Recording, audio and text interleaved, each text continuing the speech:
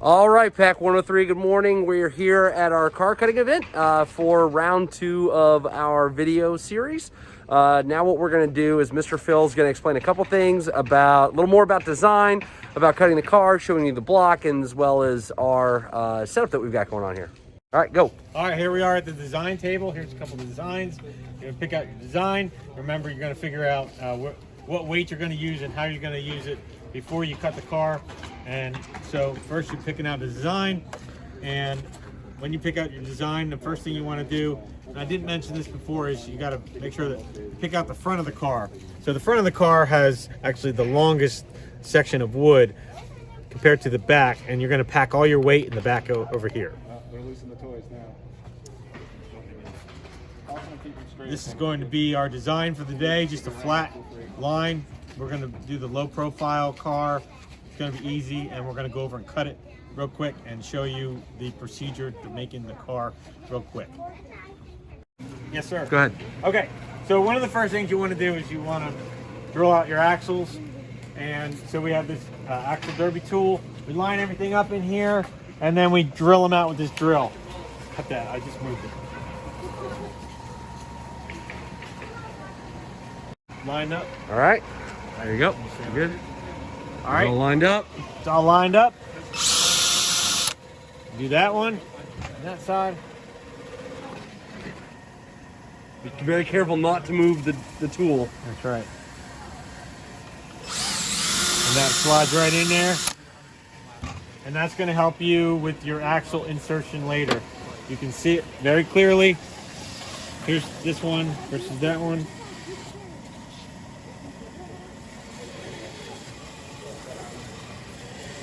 Okay. There we go. Cool. All right. Go. All right. Gonna cut the car here.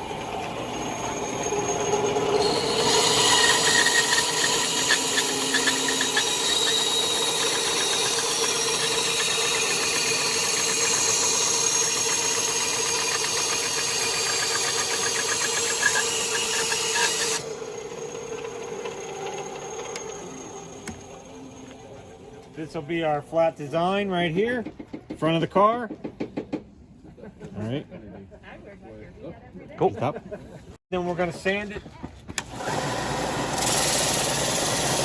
it as smooth as possible. Phil, you want to talk about rough sanding versus finishing sanding? So this is your rough sanding. Your finished sanding, you want to use a 400 or a 200 grit. So we get this, all the major lines out of it here. The more work you do here, the less work you got to do with the finer grit. All right. So in this case, it's just a flat.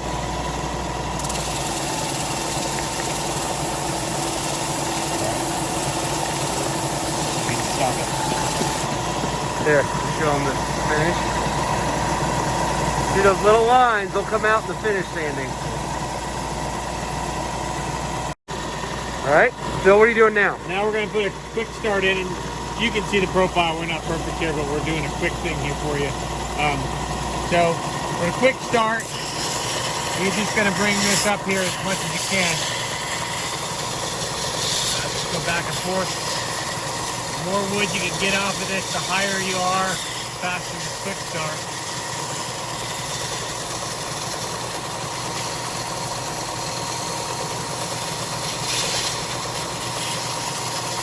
Stop that there for a minute, and I'll end it. All right, go. All right, so you can see our quick start right here. We took the bottom of the car off a little bit. When that pin moves, this car will just start a little bit sooner. Very cool. Go ahead. So this is just your average kitchen scale. You can get them at Harbor Freight. Sometimes you can pick them up in a food store. You want to make sure your tear is 0 ounces. You're shooting for 5 ounces. You're not shooting for 5 ounces. You want exactly 5 ounces. Yeah. So you want to put all your wheels and your axles on, add your wood, and then start adding your weight. We have lead today. And you got to watch for your impurities. So we're going to go over a little bit on the weight, and then let's see here. That's 4.85, which is actually exactly where you want to stop, but we're going to add a little bit more due to impurities. We'll lose a little bit. Hey, Chris, how much are you losing in the melting process? 0.15. 0.15. Okay. Yeah. So we're just gonna go over a little bit there, and Probably good because you got to add paint. And right. You gotta leave room for paint. It'll come down to about 4.85. You can always add weight. It's much more difficult to take weight off, right? Yes. That's right. Chris, what are you doing? I'm melting lead. Okay. Drop the lead in there, and 5 minutes later it should be melted, and we'll show you what happens next. But with the magic of video editing. All right. There we go. So he pours it into his mold.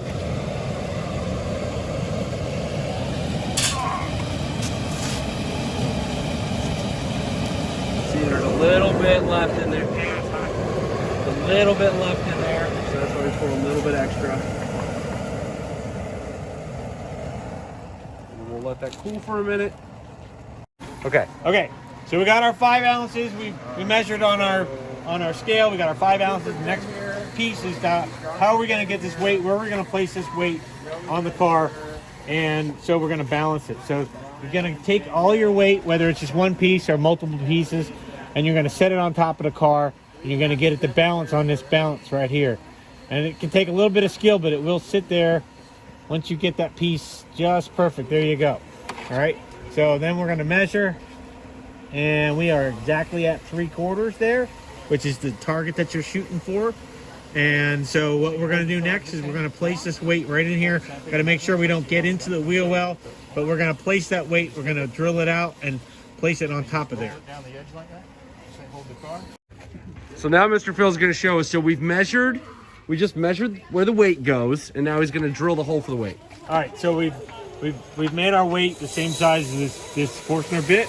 And we've determined through measurement the center of the car, center placement of this weight in here. And so now I'm going to cut it out.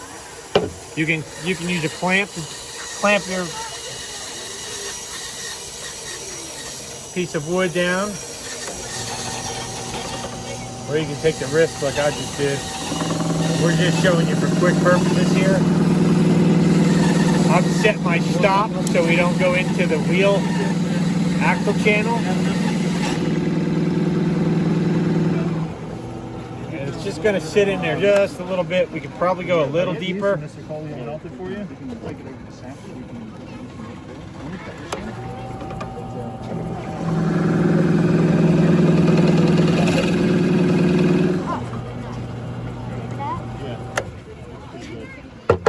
Yeah, that should be perfect. You're still gonna cut a little bit off? He's got a And we basically have a lead canopy car right here. Super glue that sucker right in, and after you're done painting and you're ready to go. Send it. All right. All right. Okay. So obviously you're going to have your car painted. Your weight's going to be glued on and ready to go. You're in the final stages where you're going to be attaching the wheels. All right. Your wheels are going to be polished. Your axles are going to be polished, and you've already pre-drilled your holes. All right. And what I do here is you get into that hole. I use an end of a block of wood. It'll get all flattened out there, and you press that in there with the end of the wood. All right. That's my method. It's not an approved method. And push that right in there. Watch it not work now. It can be challenging. There you go. I don't have the best piece of wood here. All right, and you want to leave a gap in there. All right, and the gap that you're shooting for is about a credit card. So you get out the wallet there, you grab the rewards club, right, and stick that in there, and then you want it to be just a hair tighter onto that credit card.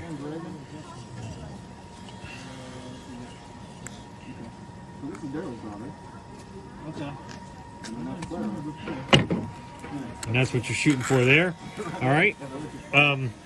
Obviously, we're going to do this in a more a finished fashion when we do it, but for demonstration purposes.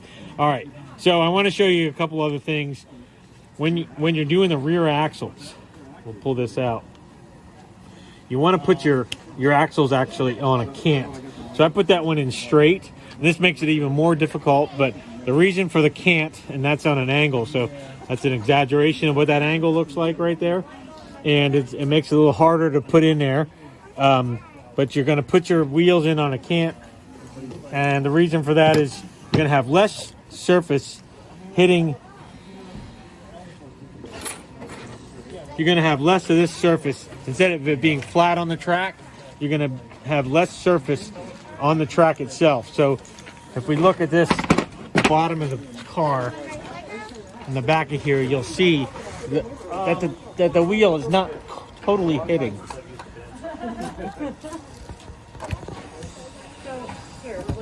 You got a gap over here, and you got a gap over here, and there's some research that you can do to find out what degrees you want to put yours at. Obviously, you don't want it to touch up top here, but the idea is to get this cant going in the back, so they have less touch. All right, and then you can do that on the front as well, but you do need to have one wheel flat for the steering of the car. So what we typically do is pick a side to make the car the steering side, and the other side will be where your wheel just barely touches. Now this is a car from an old system, so you see it's actually not even touching at all, which is okay in other places, but not in our league here. So in our district here, this wheel must touch when you roll the car. All right. So you want to raise this wheel just a little bit so it's barely touching, and this one here, you want it flat so it's going to steer. And we have our tool right here that's going to grab a hold of this. And when you're doing steering on the car, there's two trains of thought. You want to make your car go as straight as possible, or you want to steer it about 6 to 8 inches over about 4 to 6 feet as the car is traveling across a flat surface. And to do that, to steer it, once you get everything set with your other wheels, you're gonna want to take this, and believe it or not, because this is not 100% true, all you have to do is grab a hold of this and turn it, and you turn that axle, and that will actually change the steering of the car. So you're only messing with this one side over here when you're doing your steering. And so you can make it go straight, like I said, or you can choose to go what they call rail riding. You can look that up. And what that does is it automatically, your car is going to touch that middle rail no matter what you do, straight or not. So you can purposely steer it into that rail, and it'll actually hit the rail and bounce off. And you, by putting in that rail riding effect of 6 inches over 4 to 6 feet, it'll purposely touch and then come back out. But it's purposeful.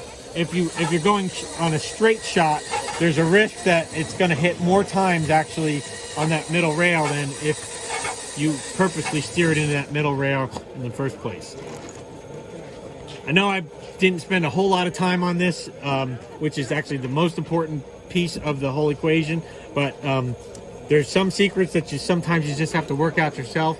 I'm always available to talk to you about it. It's kind of hard. We've put a lot of time just in the basics of this for you, and we hope that you have a lot of fun with your Scout. We hope that you can make a fast car, and I think we covered as much as we possibly could on a quick basis here, but I've given you enough information that if you start researching some of the things I'm talking about, it'll take you down a good path, and you can make a good fast car for your Scout. Good luck, everybody, and appreciate it. Thanks for having me, and have fun, and go PWD. Get your first place trophy.